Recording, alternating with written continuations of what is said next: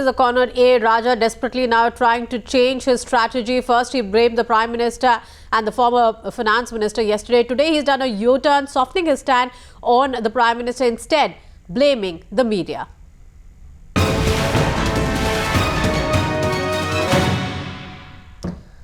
And let's go across to Meenakshi, who's now joining us live for more details. Meenakshi, Raja, in fact, calling it the most unfair trial. He's saying that there has been influence by the media as well as other courts. What exactly did he say in court?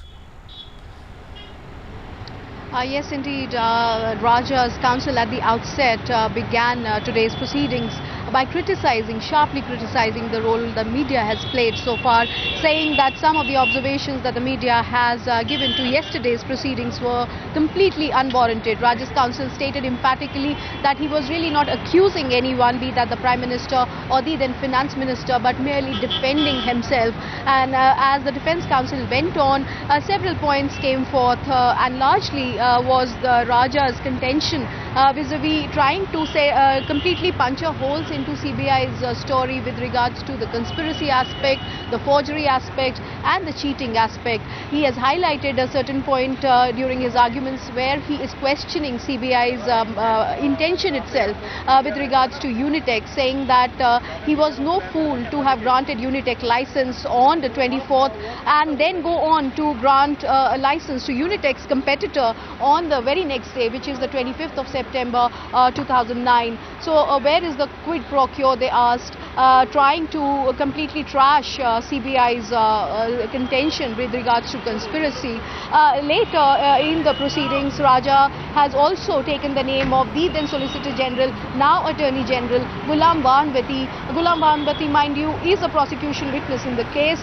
His name has come up from time to time. We have seen in the 2G spectrum matter. But today, Raja's lawyers stating emphatically that Banwati is a witness because he gave some critical piece of advice to Raja from time to time. Right. Alongside Raja also at a certain point in time brought in Mr. P. Chidambaram's role in the matter, saying again, going back to yesterday's argument, saying that the then Finance Minister, now Home Minister Chidambaram, was in the loop of the proceedings and therefore he argued that he's bound to come to court as a witness. So again, a complete range of arguments were put forth by Raja's lawyers. Clearly, defence trying to punch holes into the CBI story. Meenakshi, thanks for that. Let's also go across to Sanket Upadhyay. Sanket, even as Raja attempts this U-turn with his statement, he has, in a way, politically at least, ostracized himself completely. Legally, what he has done is that he dragged the Prime Minister as well as the former Finance Minister into this 2G mess, where he said that the sale of equity that eventually took place was okayed by the former Finance Minister P. Chidambaram in the presence of the Prime Minister, and let them come out and deny it. 24 hours later, after seeing the political fallout and the political repercussions of this entire statement that was made, of how the BJP reacted to it, almost treated A. Raja as someone of their own, because he pretty much repeated or echoed what the BJP has in fact been saying all throughout. The Congress party completely distancing themselves away from A. Raja, where they said that he's an accused in the court of law, and that is why the Congress chooses not to speak on this entire issue. To the DMK, which came or must have come as the biggest shocker for A. Raja, which distanced itself completely from A. Raja's statement, saying that whatever he's doing inside the court is his personal view. The party need not add anything further to it. Absolutely. In fact, Sanket, not just the DMK, Congress too targeting A. Raja, saying that he cannot be trusted. Mr. Raja at the moment is an accused before the court of law.